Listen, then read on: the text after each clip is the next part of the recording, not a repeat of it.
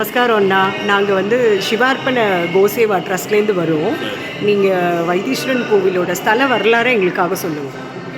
ஸ்ரீராம சௌமித்ர ஜடாயுவேத ஷடானநாதித்ய குஜார்ச்சிதாய ஸ்ரீநீலகண்டாய தயாமயாய ஸ்ரீவைத்தியநாதாய நம சிவாய.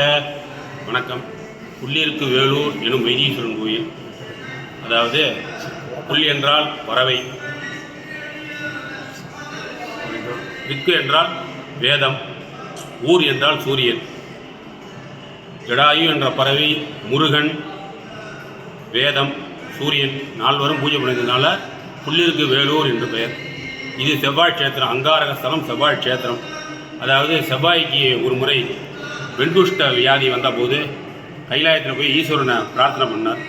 அப்போ வைத்தியநாத சுவாமி இந்த புள்ளிருக்கு வேலூர்ங்கிற ஸ்தலத்தில் 45 நாள் விரதம் இருந்து என்னை பூஜை பண்ணு அப்படின்னார்.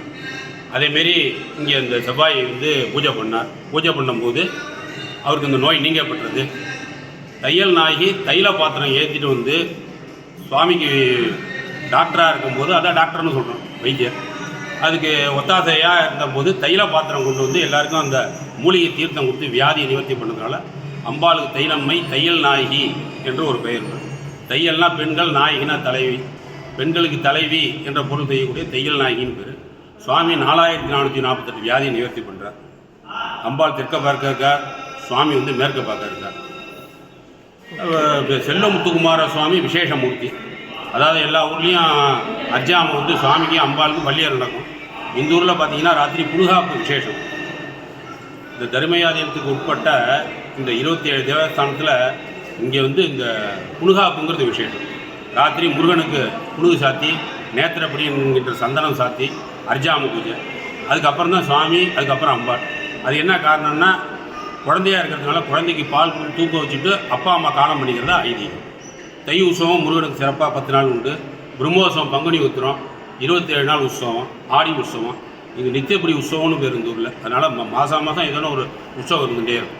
ஓகே, இது அந்த 9 கிரகத்தில் செவ்வாய் ஸ்தலம், நவகிரகம் செவ்வாய் ஸ்தலம். திருமணத்தடை, உத்தியோகம், 18 வகையான காரணத்தை இங்கே செவ்வாயை வழிபடுறோம்.